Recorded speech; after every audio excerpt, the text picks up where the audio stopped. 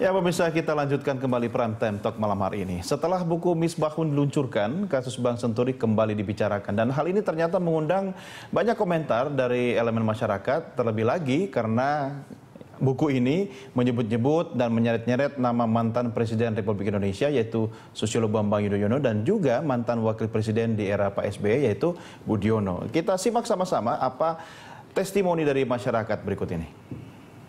Oh, ya sebenarnya kasus itu udah lama banget ya. Tapi menurut saya sih kalau memang butuh untuk diperjelas kembali, untuk mencari titik terang nggak apa-apa sih. Untuk masyarakat mungkin masih banyak yang pengen tahu mengenai kasus itu, nggak apa-apa sih menurut saya. Ini kan ada curigaan melibatkan juga Budiono dan SBY ini. Presiden Wakil Presiden, tanggapannya gimana? Kalau itu saya nggak terlalu banyak komen sih. Saya cukup serahkan aja kepada pihak yang berwajib, KPK dan segala macamnya. Ya bagus kalau dibuka lagi kan, jadi lebih ada bank baru. Kasus yang lama ya udah kan udah berlalu masalahnya kan, udah selesai. Terus kalau ada kaitan nama SBY sama Pak Budiono dulu ini gimana? Itu sih serahin sama pihak yang berwajib aja ya, sama pihak yang berwenang. Jadi nggak. Kalau berdua ini terlibat ya? Apa? Yakin nggak kalau SBY dan Budiono terlibat? Enggak sih, nggak yakin. Ya, saya rasa dengan diungkapnya kasus Senturi ini lebih bagus karena masyarakat lebih tahu, lebih jelas nggak terkatung-katung tentang kasus Senturi ini. Terus kalau ada kemungkinan terbawanya nama SBY dan Pak Budiono, gimana tanggapannya? Ya, saya rasa pun siapapun di negara kita ini hukum kan sama, baik dia presiden maupun presiden semua sama, hukumnya sama. Tapi mungkin nggak ini kalau SBY dan Budiono terlibat mungkin nggak? Iya, nanti hukum yang membuktikan itu ya, yang membuktikannya. Kalau memang terlibat ya ada punishment-nya, kalau enggak ya nanti hukumlah yang membuktikannya. Kalau menurut aku sih itu bagus-bagus aja. Tinggal itu masalah orang penegak hukumnya aja gimana ngadepinnya.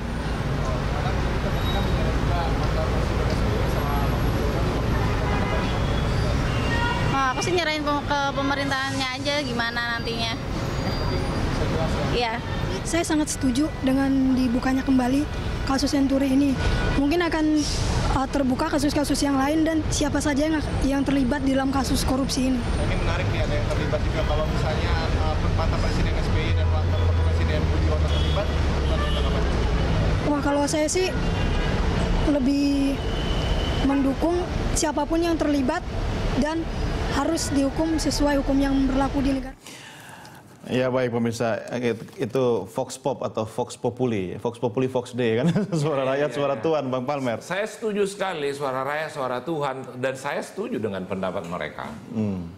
Hanya masalahnya itu kan yang mereka kehendakin adalah dibuktikanlah oleh penyidik, oleh penuntut umum, gitu loh. Lewat mekanisme hukum. Kan itu jalan. Apa jaminannya politik nggak nyenggol-nyenggol hukum? Nah, itu tidak ada yang jamin itu. Namanya juga kehidupannya selalu. Kan Pak SBY sudah tidak jadi presiden lagi. Saya kira kalau dulu orang selalu bilang, wah ini kan masih jadi presiden nggak tersentuh lah. Sekarang nggak jadi presiden ya. Kalau mau buka ada. Tetapi terhadap apa yang dinyatakan oleh Misbahun, kita tidak diam loh. Kita sedang mempelajari dan akan mengambil suatu langkah kalau memang sekiranya berlebihan. Nah, ini menarik. Ya. Langkah apa kira-kira? Belum tahu. Sebab begini Bang Palmer, Pak SBY ini kan suka tergelitik ini. Kalau ada hal-hal yang langsung menyerang karakter pribadi beliau. Ya. Urusan ini sensitif sekali. Kok sudah beberapa jam, beberapa hari Twitter tidak menyinggung soal ini gitu. Ya. Kenapa beliau diam soal bukunya Misbahun ini? Ya beliau ya diam aja. Nggak mungkin, pasti ada apa-apa nih. Dalam arti mungkin melihat juga reaksi eskalasi daripada komentar orang, reaksi dari media ya. Masukan Anda apa kepada beliau soal ini? Saya belum beri masukan, jadi Anda tidak selalu saya memberi masukan kalau tidak diminta. Tetapi untuk kali ini saya menemukan dan kebetulan dari Berita Satu menanyakan karena tahu saya pengacara beliau, pengacara keluarga, ya saya ditanyakan, saya beri penjelasan karena saya ikuti kasus ini dari awal. Jadi saya kembali dulu sedikit ya. Bahwa kalau yang mau tahu apa sih bailout itu dan kemana uangnya kan, prinsip dari pembuktian itu loh harapan rakyat itu kita jawab. Follow the money. dari mana uang itu terbit dan lari kemana, supaya jangan membuat terus-terusan Pak SBY jadi korban. Ada nggak lari uangnya ke Pak SBY? Kalau ternyata larinya ke Cikeas, itu urusan hukum, tidak ada permasalahan. justru malah harus dibuktikan begitu kan? Justru bukan hanya ke Cikeasnya dibuktikan. Prinsip dulu, prinsip asas ini, asas itu di atas dari apa yang tertulis loh. Asas itu adalah udah sama dengan kesakralan dari undang-undang. Ya, dia harus sistem berjalan adalah didasarkan pada pembuktian. Kalau buktinya ada, dari dulu kita bilang penyidik. Nah sekarang, kalau ada teori pembuktian di sistem perbankan adalah follow the money. Bapak-bapak ini dulu itu selalu teriaknya di DPR. Tapi mana follow the money-nya? Ini kan sudah ditangkap dan dihukum Robert Tantular. Uangnya lari kemana? Coba cek ke keluarganya yang semua yang ada di luar negeri. Bagaimana mengalir? Terus yang mengalir ke perusahaan-perusahaan. Buka dong. Tapi Bang Palmer, kalau ini memang sampai dibuka lagi di pengadilan, Anda bisa buktiin nggak kalau memang benar Pak SBY tidak terlibat? Kalau saya dikasih jabatan polisi, ya yang menyidik kan polisi, kalau nggak KPK. Nggak semua orang tugas pengacara, nggak usah tanya saya, Nudirman nih tanya nih. Tugas pengacara adalah merespon terhadap apa yang dituduhkan. Saya tidak dilarang loh pengacara mencari bukti untuk membuktikan kliennya, itu tidak ada di Amerika atau di Eropa. Tapi ya, nggak harus ke SBY, ke orang lain juga kalau ada aliran dana. Saya nggak mau. Karena menguntungkan pihak lain juga melanggar hukum. Saya mempertanyakan, kenapa polisi diam tidak menelusuri itu padahal Robert Tantular sudah diadili? Kenapa?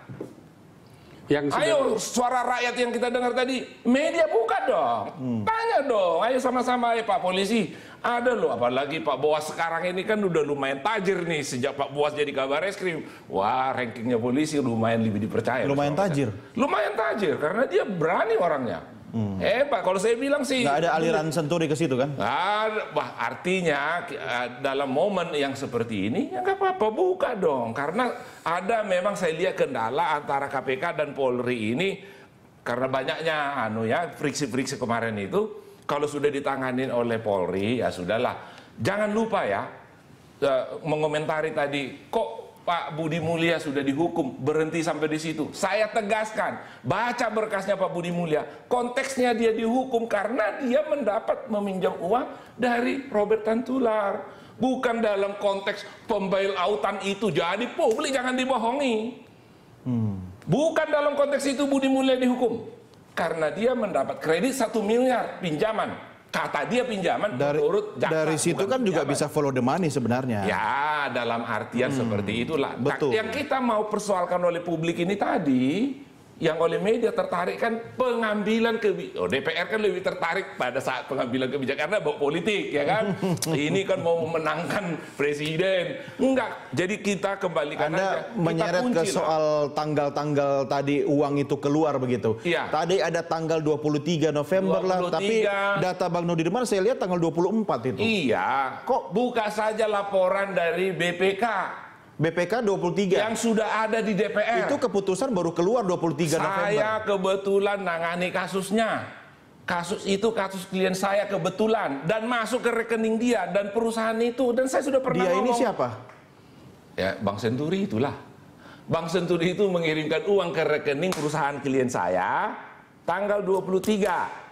Padahal perusahaan klien saya itu tidak pernah mempunyai transaksi dengan Bank Senturi. Klien Bang Palmer siapa? Dan ini bailout sudah terjadi tanggal 21 November.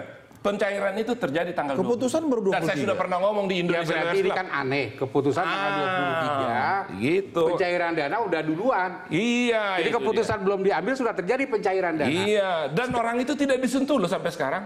Tidak disentuh. Orang itu siapa Bang? Ya yang menerima itulah, kebetulan yang orang itu kan udah punya meninggal. Jangan ngata-ngatain orang yang meninggal lucu nih. Nudirman ini kan orang DPR tahu lah. Ini juga misalnya contoh Budi. Saya lihat juga di situ kan keputusan kan tanggal 23, 24 transaksi pencairan gitu kan. Kalau misalnya nih seperti statement Bang Palmer kita pinjam 23 ada, sebelum juga ada. Ya kan? 23 yang setahu saya rekening yang masuk ke rekening 23 itu sekitar 68 miliar. Oke, soal jumlah kita kesampingkan dulu.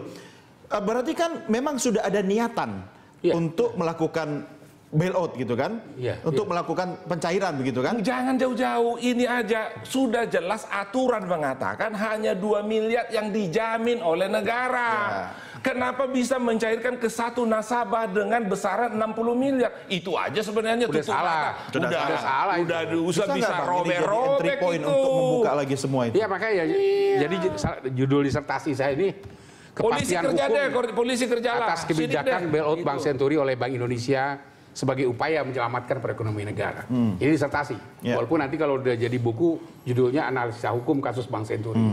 Nah, yang menarik di sini seperti kalau tadi jadi buku gambarnya jangan seperti ini ya. Sudah ada foto orang di sini. Nah, itu udah tendensius, nggak boleh itu. Iya betul, kalau itu setuju tendensius. Jangan. Ini kan urusan pengadilan kalau kayak begini. Oke, silakan teruskan. Sebagai contoh, Budi Sampurna. Dia punya uang di Senturi itu jumlahnya 2 triliun. Bagaimana mau menyelamatkan uangnya Budi Sampurna? Akhirnya dipecah menjadi 2 miliar. Berkali-kali. Dan kena pencucian uang karena digunakan perusahaan yang tidak ada transaksi. Salah satu itu perusahaan yang saya bilang tadi. Yang sudah meninggal itu. Ya. Jadi inilah. Sebenarnya ada orang yang lain kok di situ. Inilah yang nggak boleh, yang dilarang. Jadi kalau dia 2 triliun ya dia berhak cuma dilindungi negara 2 miliar maksimal. Artinya apa? Sisanya angus kan begitu. Tapi ada upaya untuk menyelamatkan semua uangnya. Jadi sebenarnya yang diselamatkan ini uang orang atau negara lewat menyelamatkan bank. Seharusnya kan negara yang diselamatkan, bukan orang. Nah kalau ini sempat terjadi bailout 6,7 triliun dibayarkan untuk kepentingan Budi Sampurna, udah salah itu. Kenapa? Loh, uangnya Budi Sampurna 2 triliun kok. Sedangkan peraturan pemerintah kita hanya menjamin 2 miliar. Dan partnernya Robert Tantular belum pernah kesentuh loh sampai sekarang. Itu yang namanya Rafaat itu.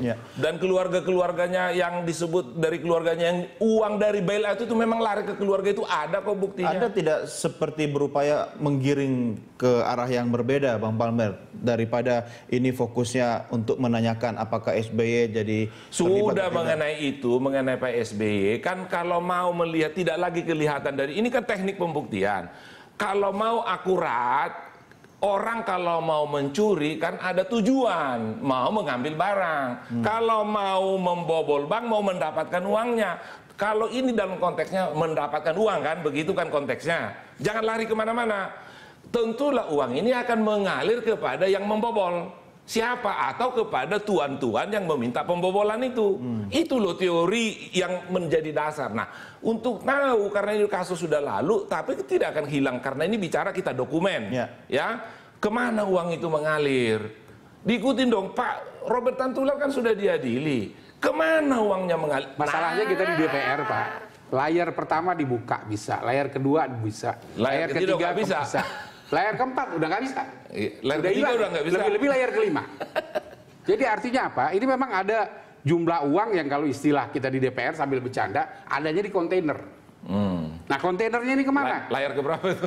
Layar keberapa itu? Nggak jelas. Bang, kalau Anda paham seperti itu, artinya dari pendekatan politik pun sudah bisa kebaca kemana ujungnya gitu kan? Masihkah butuh misalnya lewat pendekatan hukum, didorong dengan pendekatan politik untuk akhirnya biar terang benderang hasilnya? Justru itulah yang saya inginkan. Makanya saya bilang tadi, dia 2 dimensi seperti mata pisau kan? Politik dan hukum. Sekarang dari segi politik, terang benderang ini semua. Bisa dibaca oleh semua orang. Kemana arah masalahnya politik tidak menjadi Dari pembuktian. segi hukum, dari segi hukum ini yang belum. Bahkan kalau belum atau tidak akan pernah selesai. Ya kalau menurut saya kelihatannya kegantung di sini. Aspek pembuktian kemarin terbentur begini. Saya ingat Pak Bung Mundirman ini lupa barangkali. Pernah DPR minta karena kewenangan dari BPK sangat terbatas di layer kedua, tidak bisa masuk ke layer ketiga, maka sebagai tim pengawas bapak-bapak ini pernah mengirim surat ke KPK. Tolong kasih rekomendasi dong ke BPK supaya dia bisa masuk ke layer ketiga. Terbenturnya itu tadi yang dialirkan ke rekening klien saya itu kan di layer ketiga. Tadi yang kita bicarakan, tanggal-tanggal itu ternyata bukan klien saya Pak SBY loh ya, klien saya yang lain maksudnya. Artinya bukan soal melawan lupa ya. Ini kan kita menyampaikan fakta hukum. Betul. Ya. Kalau Fakta misalnya hukum. didorong KPK-nya Bang untuk melanjutkan perjuangan yang cuma sampai di layar ketiga tadi, itu bisa nggak? Apa Budi Mulya aja dia diadili karena uang 1 miliar kok. Kita kan sudah berkali-kali, ya, sudah berkali-kali menyampaikan ini kepada KPK. Tapi kita tahu persis KPK, KPK di masa Chandra Hamzah dan Bibit itu ternyata tidak mampu, bahkan menyatakan tidak terbukti ada perbuatan melawan hukum. Di KPK Abraham Samad terang-terangan dia berjanji ini akan diusut tuntas. Tapi sayangnya baru hanya 1 orang.